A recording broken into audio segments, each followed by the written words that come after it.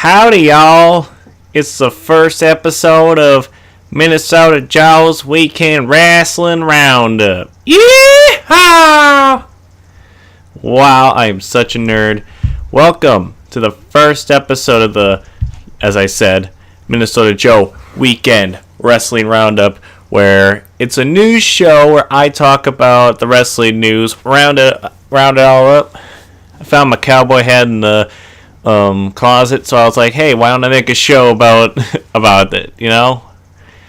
I am such a nerd. I am sorry, everybody, but this is how you're going to get your news from me. And, well, the first episode, we got some awesome stories, and we do have quite a few more upsetting stories, I'd probably say.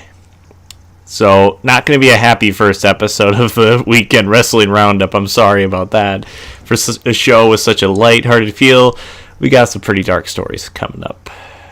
So, here's what we're going to do. I got 5 stories.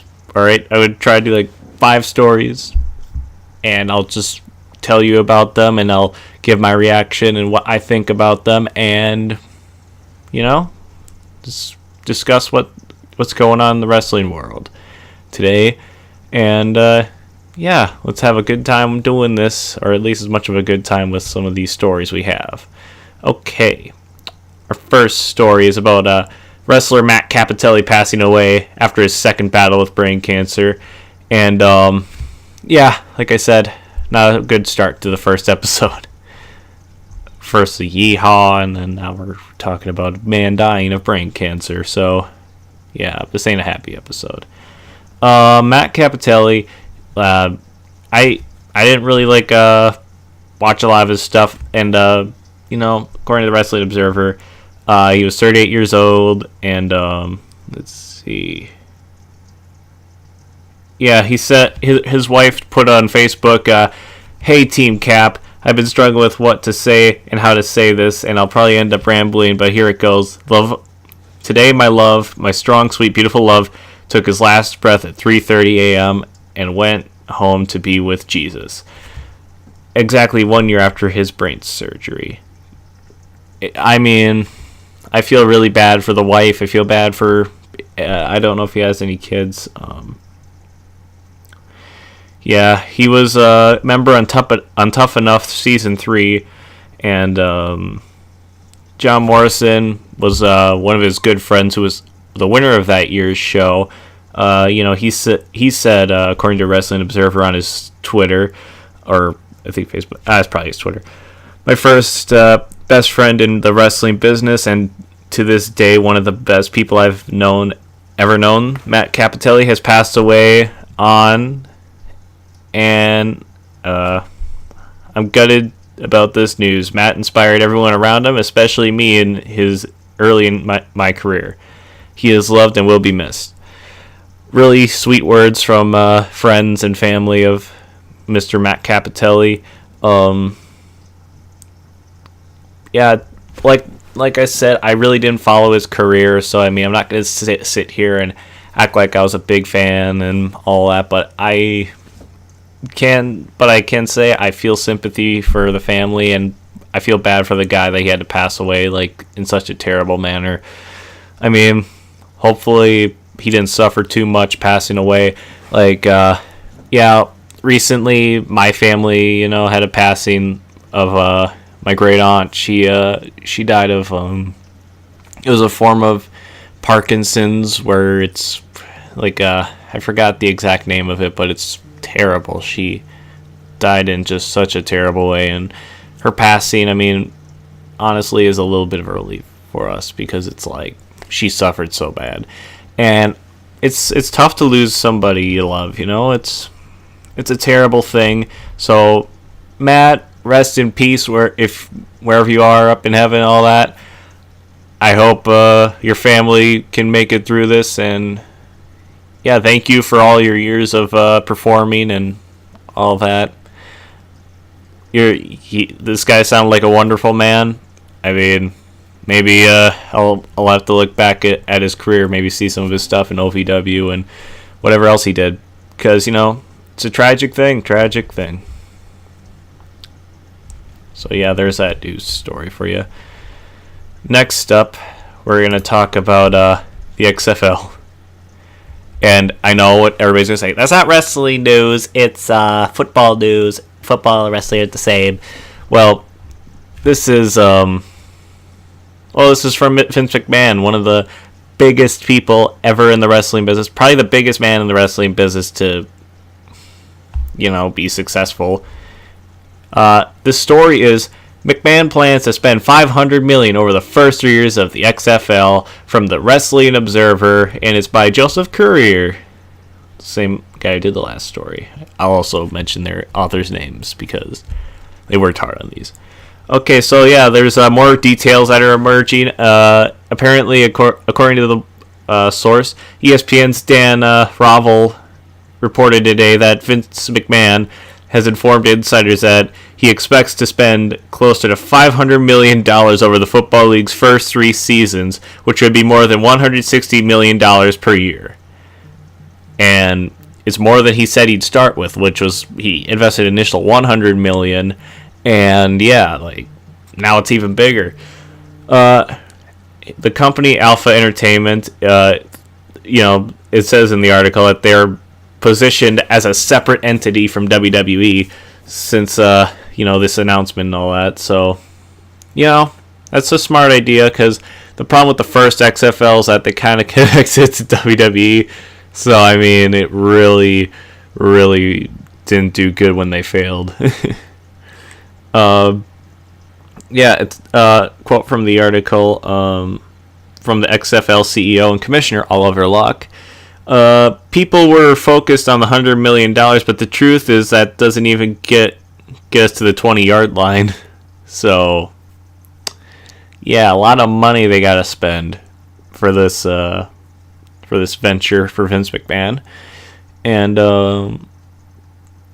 it's just crazy. Oliver Luck, dad of Andrew Luck, really big football legend.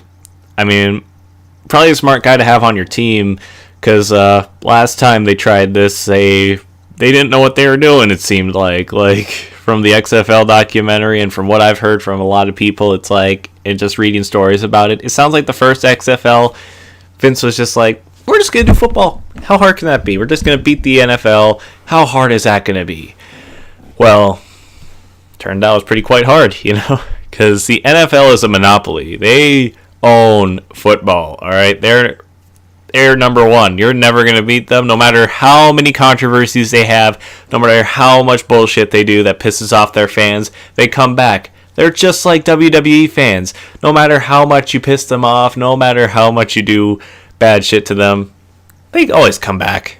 We always do. Alright? I've been pissed off so many times as a WWE fan. I've been like, God damn it, I never want to watch this product again. I even stopped watching for 4 years. But they always hook us back in. But yeah. Let's see. Luck also noted that the salaries for players and coaches will be their biggest cost. The salaries expected to be near $75,000 annually per player, though more well-known athletes will earn more than that. Yeah, and it said that they're also going to spend over $10 million a year on board-based insurance programming. I mean, an insurance program for the players, which that's actually a really good idea, because I mean, I think the NFL they do that, I'm sure. And you know what? I'm glad that that the XFL is doing the same thing, because I mean, from what I've heard, WWE doesn't do that, where they have an insurance program for the wrestlers that cover their medical expenses. Or maybe they do and I just misheard. But I mean, they're independent contractors, so I mean, they could get screwed over a lot. You never know. But that's nice to hear too. So yeah, and the first season of the XFL Revival is scheduled to begin in early 2020. And it says they'll face competition from Charlie Ebersol's Alliance of American Football, which will be launching on CBS Sports in 2019. So another company's coming too.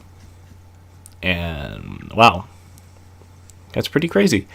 Yeah, like, sure, this ain't like a lot of wrestling news, I'd say, for this story, but I mean, it is interesting because it's like Vince McMahon is gonna do his own football company now. And then, like, also 2019, he's got this Fox TV deal, which I didn't get a story for, stupidly. I should have grabbed that, but there's a couple more stories I thought were a little more interesting to me, including this one, like, because I like football. I'm a Steelers fan for life. I didn't grow up in Pittsburgh, but I mean, I just love the Steelers because I've watched them growing up, and I thought, man, that team's awesome. So, Steelers fan, but, whatever. I digress. So, yeah, as a guy who's a football fan and also a wrestling fan, this is pretty big news, and I hope that this company does succeed. It would be nice to see some other leagues out there besides the NFL. It's like, give some guys a chance. It's like watching Ring of Honor or New Japan or all that. You're giving guys another chance, and you get to see different players, and, sometimes it's more fun. Like, it's like an indie league for people. It's just run by Vince McMahon and costs $500 million. I'm sure indie wrestling promotions don't cost that much. But whatever, he's got the money, Vince McMahon. He's got so much freaking money. Like, he's going to have $1 billion from this NFL deal that's coming up. I mean, the Fox, the Fox deal that's coming up. I think they said like 1.2 or 1.3 million. Like, wow, a lot of money. I'll never see that amount of money in my life. I mean, I don't even care if I get to PewDiePie levels with this channel. Even then, I probably won't. But still, I'm not going to make that frickin' money. That's... Unless I go into business. But I'm going to school to be a teacher, so I'm not going to make shit. All right. Next story. Oh, this one is kind of a hard one to listen to. So, it's from Cage Side Seats. Yeah. This one is going to be a little hard to talk about. It might cause some triggering if you're, like a little easily offended by stuff. So, I mean, you can just mute this part or skip ahead. But I might talk about this for a little while. So, yeah, we'll have to see. But I got some opinions on this that I've seen a lot of people talk about, and it's a pretty messed up thing that happened, and I promise the next two stories won't be as dark as this one. But there's from Cage Side Seats, they updated their story on this, I guess, because it's updated. Kenny Omega responds to fan complaints that he booked a sex offender on the CEO's Cross NJPW show, because Kenny Omega was booking the dark matches. Yeah, let's see. Chasen Race, a registered sex offender, defeated Eric Epic in the first dark match of the evening on this show, because Kenny Omega was booking the dark matches. And fans then took to Twitter to question Kenny Omega about the decision to have such a match on the show. And they have some of his tweets right here, and I'll read them off to you. He says, here it is. I produced all the matches from Dark Match number 2 on. I gave the ring crew, also a wrestling school, carte blanche to have our first dark.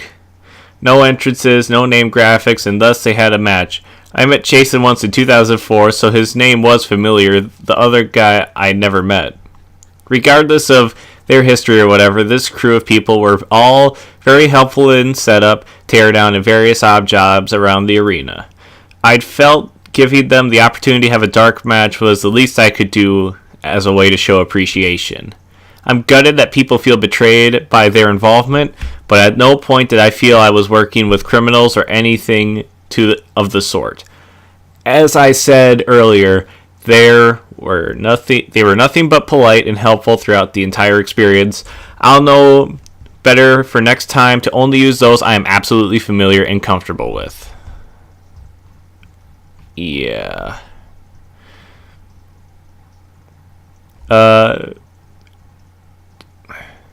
that was his first response, and that didn't go over kind of really well, apparently. So he made like an actual good statement here. I'll open it up here. Going on Kenny Omega's Twitter. Yeah, that was he had a more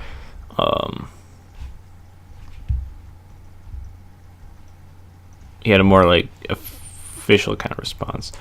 Okay, on his Twitter, he said, "I wanted to thank everyone that tuned into the stream or joined us live for the CEO's Cross New Japan show.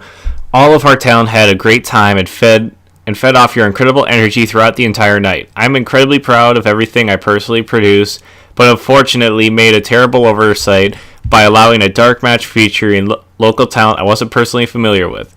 Admittedly, I met Jason Reigns once in 2004. A lot can happen in 14 years. I'm terribly sorry for anyone in the building that felt unsafe or personally offended by this inclusion on the show. I will personally provide refunds to anyone in attendance that couldn't enjoy themselves because of this." Okay. As for fans that were taken aback on stream, again, my bad. I'd allow our ring crew, also a wrestling school, to participate in a dark match, minus graphics and music, as a show of appreciation for the hard work they'd done to help prepare our set for the show. Sorry. A lot of talking. I should have a water next to me. Okay. There were a large group of people that I'd very simply asked for two guys that could have a basic and effective dark match. Chase and Epic were the wrestlers they chose, and I was reassured they were more than capable. The match itself went fine, and both of them were pleasant backstage, but I didn't realize until the match later via social media, etc., that the first dark match I'd allowed for caused trauma amongst some fans. By no means do I wish to support or defend these people. I trust blindly and potentially tarnish the name of an event that was very important to me and took a lot of time and finances to realize. I'm sorry for anyone who this is covered. Blah. I want to assure people that I won't be taking any chances like this in the future. I will monitor every detail directly if we were to when we challenge CEO Cross New Japan Part 2. A lot of shit I had to read there. Whew. That was quite a lot. I'm sorry if I coughed into the mic. But, yeah. Yeah, you see, a lot of reading I had to do, and what did I think of that? I think Kenny Omega, he made a mistake. He wanted to give some guys a chance, and they happened to have a bad past, or at least one of them did. I'm sorry about the other guy, but Chase and Rance, I'm sorry. What he did was an awful thing. I read about it. It wasn't in here, but I heard later. I forgot what site. I'm sorry, but okay. They said he had a kind of a relationship with a 15-year-old, and it was just stuff like that is ugly to me, honestly. It kind of does offend me that Kenny Omega would have that happen, and when I heard the news first, I was really disappointed. I was like, wow, he should have done better research, should have done a better job looking at that. And you know what? Kenny Omega was man enough to go on Twitter and make an official response with an actual PR team afterwards and say, listen, I'm sorry that this happened. We are going to refund if you want to refund the event, you can. It's like, that's a big thing to do for a guy, And it's like everybody's mad at him. It's like, I get it. It was a bad mistake, but you know what? At least he was man enough to be admitting that he fucked up, and he wants to move on from that. And I'll give him that opportunity to move on, do another show. And sure, my opinion might be controversial to say, you know what, it's like, it happened, Kenny apologized, and let's move on. But because there's going to be people who are going to be really offended, and they have the absolute right to, all right? I mean, if they never want to watch another Kenny Omega match, or if they never want to see another show with him, and they're really that pissed at him and hate him, I get it. I understand, because I agree. Pedophilia and, sex offenders, it's disgusting, alright? It pisses me off when I hear about those stories. I'm somebody who wants to be a teacher. I love kids. I love working with kids. And anybody who wants to do harm to a child, I'd fuck them up, alright? That's just my honest opinion. Nobody does that to kids. I hate people who do that. I absolutely hate them. This Chase and Rants guy, I fucking hate you, alright? You're a piece of shit for what you did. But you know what? Kenny, he didn't know. That's the thing. These guys, they're pretty good at hiding in plain sight. And unless you check the sex offender registry regularly, you never know. Because there's a lot of people who end up on there. And you can't always do research on everybody before an event. He was a part of a wrestling school. Kenny just decided, hey, you know what? The school picked the two guys to be in the thing too. I mean, it's not like Kenny said, "Oh, I'll pick you." It's the school. And you know what? I mean, sure, that still doesn't give that great an excuse for Kenny, but you know what? Like I said, it's good that he was man enough to admit that what he did was wrong, allowing this, and he's willing to give refunds to people. And you know what? I agree with Kenny here that, I hope that, this doesn't hurt him. Because, man, he is a great performer. He's a great wrestler. And, I love watching him.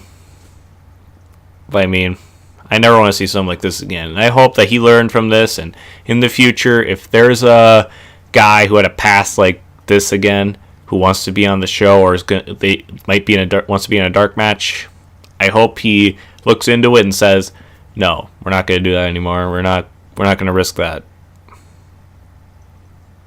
Yeah, that's my opinion on it. And, some of you might agree, some of you might disagree. If you have any disagreements, comment. I'd appreciate to hear what you all say about it, because this is a topic that we should all discuss and debate on. Because it's a terrible thing.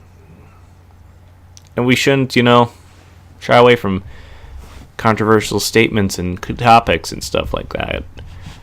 Because we should have the freedom to discuss what we want. And, take a stand on what we want. That's just how it works. And, yeah, Kenny, I forgive you for this.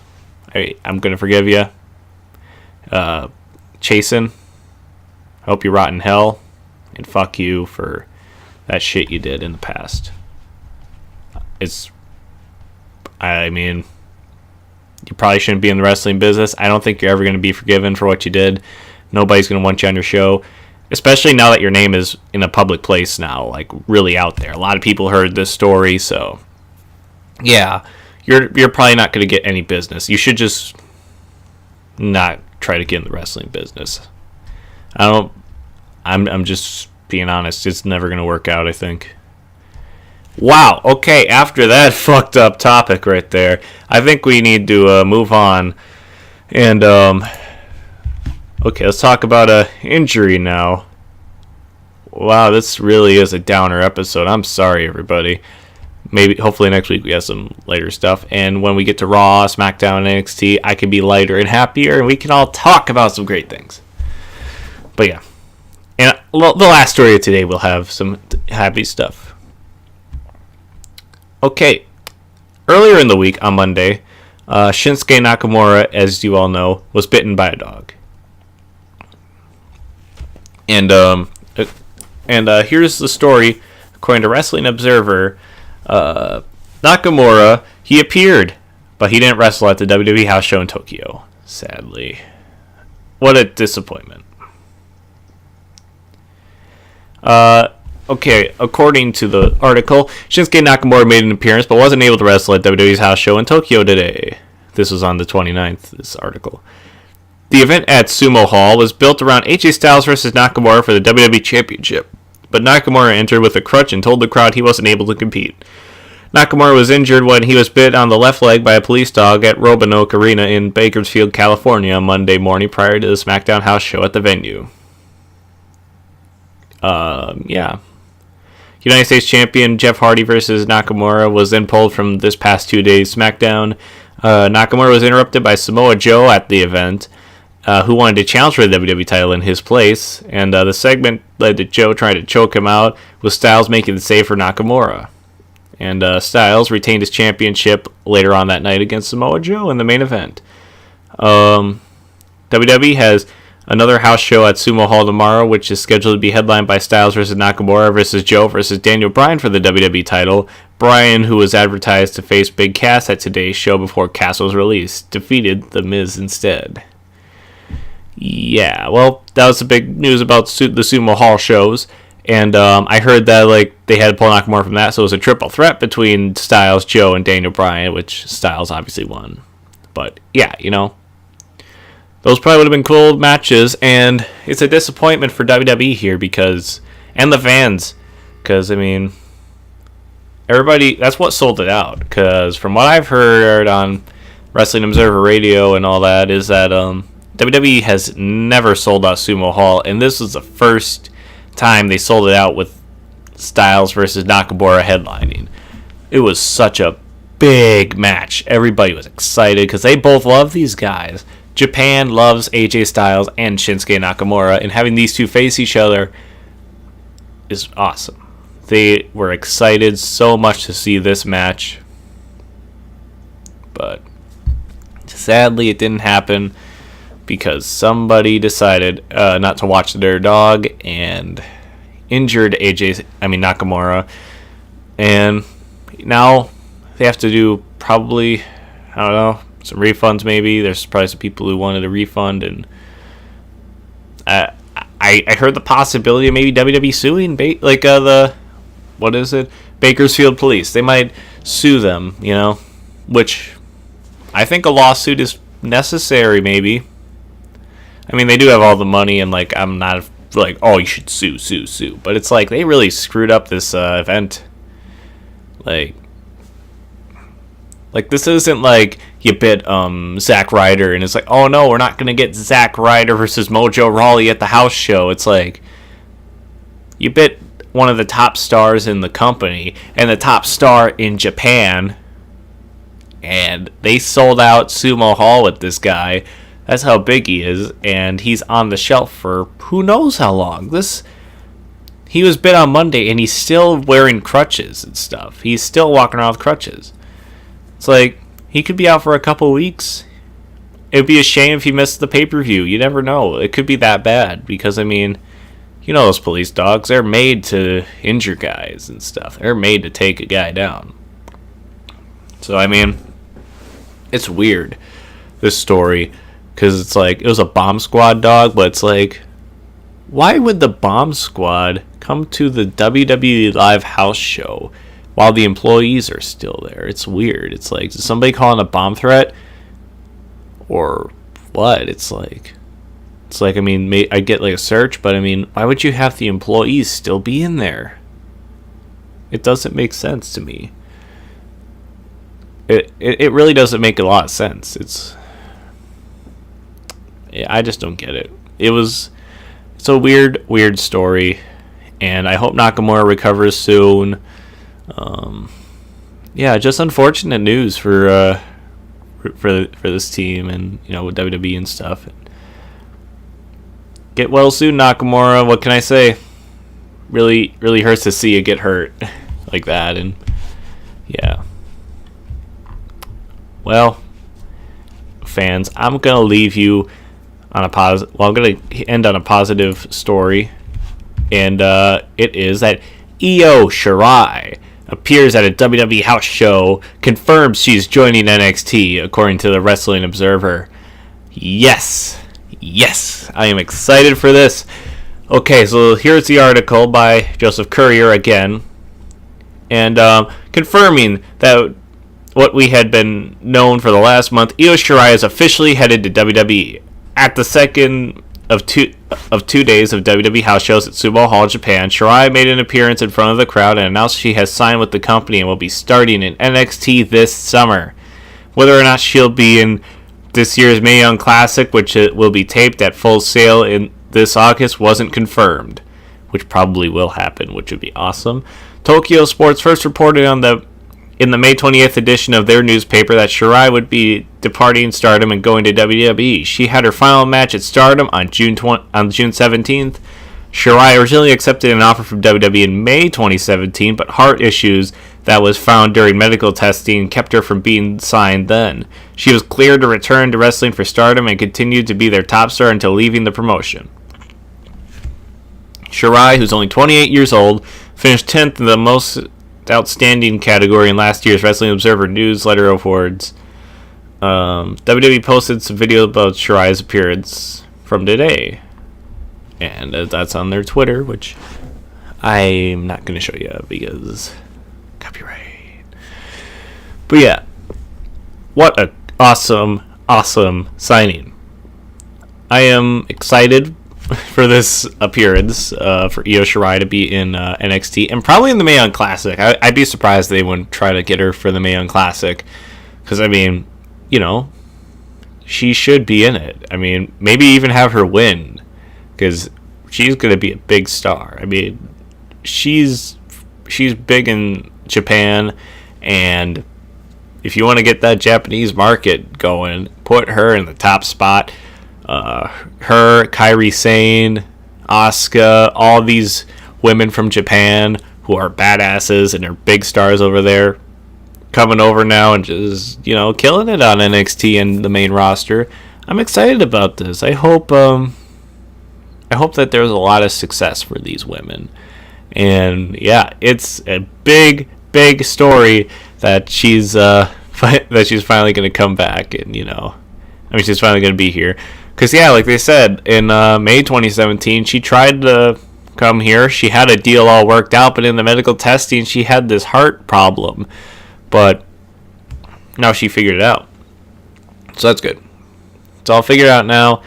I don't know what she did. Maybe some experimental medication or whatever. But, yeah, she's going to be in WWE. She's going to start at NXT. She's probably going to be in that Mae Young tournament. And as a wrestling fan, I'm so excited.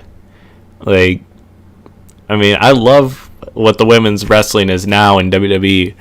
I mean, sure, there's still some crap in it, like this Bayley Sasha Banks feud that I hate. I mean, it's just terrible. But yeah, you know, get women like this in there, have them do their thing. Keep Kairi Sane, keep Asuka awesome, and I mean they're kind of messing up Asuka a little bit with this Carmella thing, but whatever, give her the damn title already, God.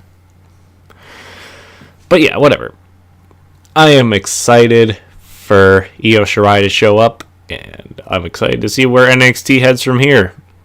Yeah, you know, they got a great roster of women in NXT. You got Candice LeRae, you got Shayna Baszler, you got Toni Storm now. Like, she's gonna be in the NXT UK thing, I heard. You got you got Kairi Sane. Now you got Io Shirai. You have Dakota Kai, who, I mean, even though they booked her like a dork for a bit, I mean, she can always come back. She could always become more badass. And let's see, Lacey Evans is improving. That's like just 7 women I can name right there. Oh, Bianca Belair, 8. Oh, Bianca Belair is awesome. You see, just so many women in NXT who are awesome right now, who are ready for main roster. And when they come up, if they don't make a big splash, this company sucks. But I mean, NXT's women's division is awesome. It's really great. I said awesome probably at least 50 times about this damn division. That's how much I like it. You know, Shayna Baszler holding that. Oh, I forgot Nikki Cross, too. How could I forget my girl, Nikki? Oh, you see so many women on that roster that are great. You forget how many there are. You forget a couple. That's how great it is. That's when you know you got a good division, when you forget, oh, yeah, this guy's there, this girl's there, this girl's there, blah, blah, blah, blah, blah, blah, this team, that team. That's when you know you have a great division, you know, when you forget a couple and you're like, how could I forget them? It's such a stacked division. Although it is kind of an insult. I remember Lacey Evans before I remember Nikki Cross. I'm sorry, Nikki. But, yeah. Man, I am excited about this. Let me know what you guys think, about any of these stories. If anybody wants to comment. Anything you want to talk about these stories, whether you agree with me, disagree with me, you want to say anything. Try not to be too messed up, but I can't stop you. Freedom of speech. So yeah, but I mean, I don't know if anybody's sending links to snuff film websites, then I'm gonna have to stop you from commenting. But I mean, other than that, comment away. Tell me about what you think, or don't. It's not like I get comments anyways. But yeah, so yeah, that's the first episode of Minnesota Joe's Wrestling Roundup. I hope you all enjoyed. I'm going to try this out. Let's see if this works. I think it will. I got the intro made. That's awesome. In my opinion, I got a lot of ambition, and new the editing software is pretty awesome too. And yeah, it's just great time. I just want to say to everybody about the whole 2 weeks I was gone. I went on vacation, and then secondly, I was gone for a week because I kind of just felt like I needed some me time. I was just dealing with some stuff. Needed some friends around me. Just a lot of stuff you gotta think about. But, that's life. We always come back and we always work our hardest on the good old ranch. So, yep. I'm gonna head down the line. Take care of my dog. Take care of the horses. Take care of everybody. I'm not gonna do this accent all the time. Just the intro and the close. The rest of the time on this show, I'm going to use my regular accent, my Minnesota accent. You betcha. So, yeah. That's how it goes. I'll be back with you on the Raw review. Then I'll probably do a SmackDown review. SmackDown review, I'm going to try to get out as soon as possible. But I'm working on Tuesday night. And then Wednesday morning, got to wake up and work. So it might be like Tuesday evening it comes out. Wednesday evening, and then the NXT review, and then I'll also maybe do a review of the New Japan shows in London, and then the weekend the G1 special in San Francisco. Gonna do that. Yeah, I'm gonna announce all my reviews like this from now on. It's kind of fun. So yeah. Peace out, everybody.